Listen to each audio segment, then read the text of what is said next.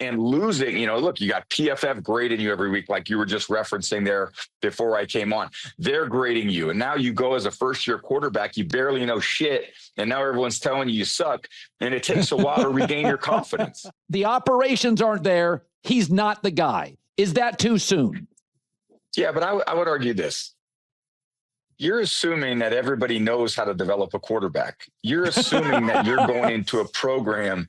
I mean, I'm telling you, this is not – there's a lot of people who have no idea what they're doing when they're tasked with coaching a quarterback or calling an offense.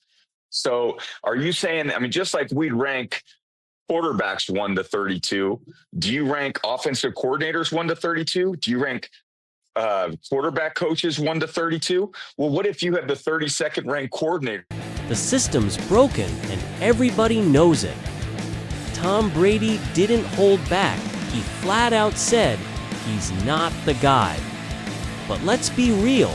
Is it too early to bury Shedeur Sanders? Brady didn't just criticize the players. He went straight at the league and Cleveland's coaching staff. He said what fans scream every week. Players get torn apart in public while coaches hide behind clipboards and empty talk. Brady made it clear quarterbacks like Shedeur get grilled daily.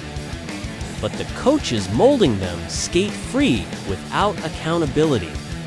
And the worst part, some of these so-called experts don't even know how to coach a real QB. Yet they keep stealing paychecks and holding power. ... double quotes. And that's a hard thing to evaluate. But I'd also say there's not many people who even know what to do. It's not like they're CEOs of businesses. A lot of times they're football coaches, with all due respect. They're not running large corporations. Right. As Bill Parcells said, they're PE coaches a lot of times that get elevated to, coaching positions. That's not just incompetence, it's sabotage dressed as strategy. And Brady wasn't finished. He torched the same coaches who claimed Shedeur isn't on Dylan or Flacco's level. He hit back with the obvious question: did they ever give Shedeur first-team reps? Did they ever teach him the system properly? If not, how dare they call him unqualified? That's not coaching its politics. Brady sees the setup clearly.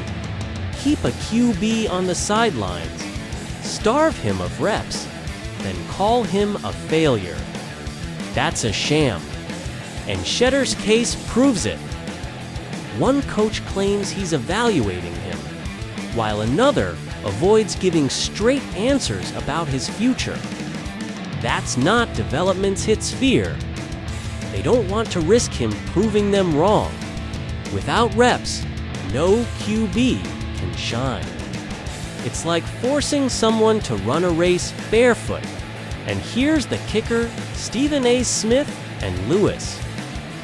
Riddick already warned months ago that Shedeur was being set up to fail. Double quotes.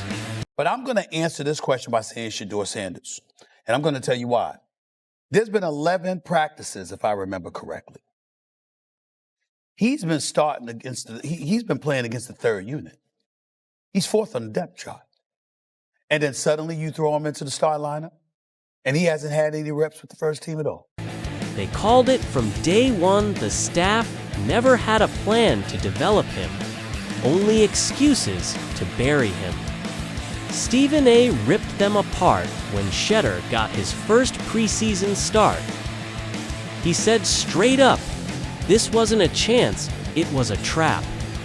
0 first-team reps all offseason, not one chance with starters. Then suddenly, he's tossed in like a pawn on a chessboard. That's not evaluation, that's execution. Stephen A. exposed it as a setup designed to make Shedeur look lost so the coaches could shrug and say, see? He ain't ready. The truth. He was sabotaged before he ever hit the field. And now the cracks in the staff's plan are exploding in public. messy, shady, and impossible to ignore. Louis Riddick doubled down, saying Shedeur got no meaningful reps and would have to play at superhuman levels just to be noticed. That's not development, it's a scam with impossible expectations. Thing number two, you have to have people who advocate for you when you are a lower round draft pick. We don't know who's advocating for him within the organization because we don't know who stood up for him and who really wanted to draft him. So I can tell you this right now. Think about it. How is Shedeur supposed to connect with his team if he's barely on the field? No timing with receivers, no real feel for the playbook, no rhythm. Then suddenly, he's expected to deliver miracles. That's setting him up to fail. Everyone could see the double standard, and other players got patience, reps, and coaching. Shedeur got excuses. Riddick went off, saying late-round players like Shedeur almost never get first-team looks unless someone powerful fights for them. But he had no advocate, no backing. Then came the bombshell. Jimmy Haslam admitted he didn't even know about Shedeur's signing. He tossed it all on the coaching staff. That's not just shocking, it's a flashing red flag. If the owner didn't even know, then who the hell is running this team? Understand what's going on here. That's why Haslam was in his car on a Friday talking about, I can't see it happening, because they weren't going to let it happen. And that's the real issue. How can Shedeur thrive in a system that never planned for him? That chaos exposed a front office and staff completely disconnected, and Shedeur's paying the price. Instead of building him up, they're quietly trying to shove him out. No reps, no structure, no support, just whispers growing louder. Stephen A. called Haslam out, saying it wasn't a mistake, it was intentional.